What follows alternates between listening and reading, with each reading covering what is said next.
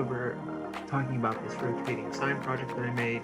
You see me turning it right now, showing both logos as well as the toggle switch to turn on the rotating portion of the sign. You can adjust the speed of the sign with the potentiometer in the back. There. Depending on what side of the screen you touch will take you to the options to choose each team's calendar, team schedule. So for example, I've chosen the November schedule for the Penguins.